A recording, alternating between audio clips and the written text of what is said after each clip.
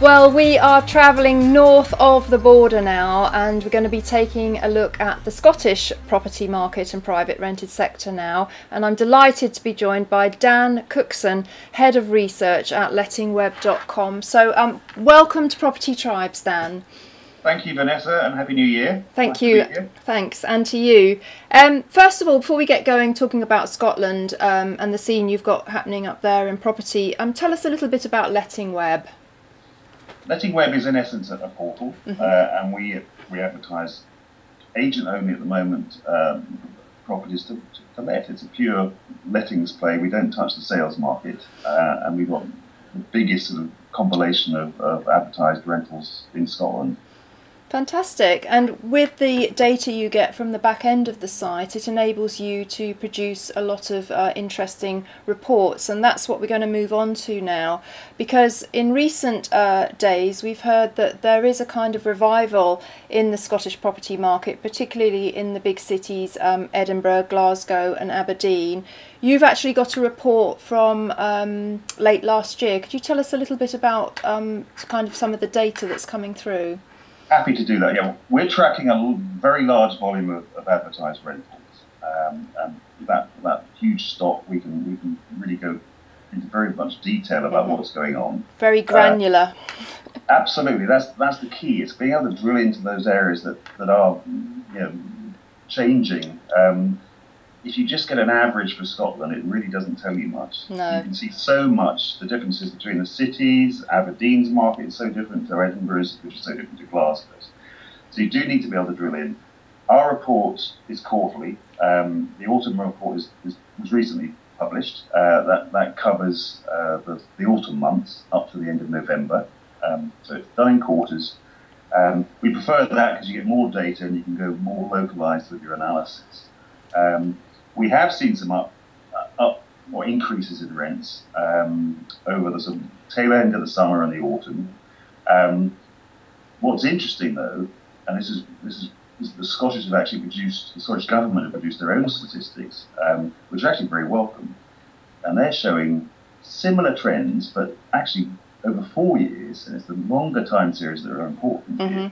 The rents have hardly gone up above inflation. So that's the sort of message that we're trying to get out, that single periods of rent increases need to be considered actually over the longer term. Indeed. Well, of course, we always try and stress that property is a long-term investment, but you actually dig down on some quite interesting things, obvious things like rents and so on, but also tenure and things like that. So what kind of metrics on your report are going to be of interest to landlords? Well, as you say, it's not just the rent levels or advertised rents. We're actually broader research. We're looking at the government data, and key information is the census. This is telling us exactly how many people in the private rented sector that there are, where they are, and the profile of those people. So you hear a lot about families in the PRS. In the most recent report, we actually do a very detailed analysis of that census, and it's interesting that families in the private rented sector with dependent children are actually living everywhere. More in the sort of least deprived parts of Scotland than there are in the most deprived. And it's actually there's a very even distribution, and it's not that private renting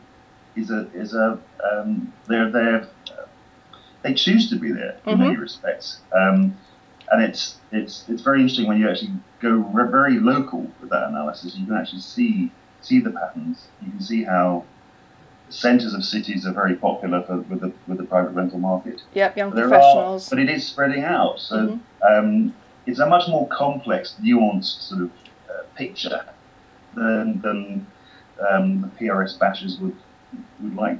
No, quite. And you've got some very neat features, and one of those is interactive, where you can fly over the map of Scotland and pick out details. So that's really helpful as well for landlords that are doing due diligence and thinking where they're going to invest.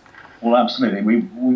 I should have also mentioned that as well as a census analysis, we do look at the sales market. So we crunch the data from the registers of Scotland. So we actually have analysis of all the flats that have sold, and at a very local level, look at those trends. So you can see again hotspots in terms of of the market, and you can see those areas where the market's actually not doing so well. So there's a lot of data there, and the maps actually are the best way of getting that sort of huge array of data across. So you can zoom in anywhere almost within Scotland anyway, and see exactly what's going on. Brilliant. Well, as we head into 2015, just to finish, Dan, where do you see the PRS in Scotland going? Because there's new government legislation coming out. There's the issue of oil prices affecting the Aberdeen area. Do you see opportunity and good things happening?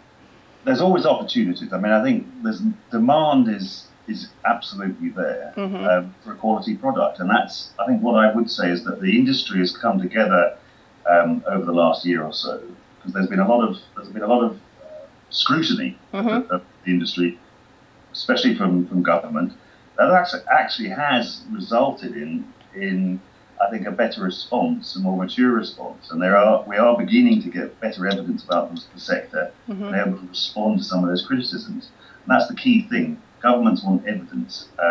Just sort of moaning doesn't cut it. No. You've actually got to say, look, actually, the figures, even your figures, are telling us that the market is actually behaving responsibly. There's always issues, and we can focus on those. But that's the encouraging thing, that the sector's coming together. We do have some very good evidence now to sort of talk about what we do in a way that we might not have done a few years ago.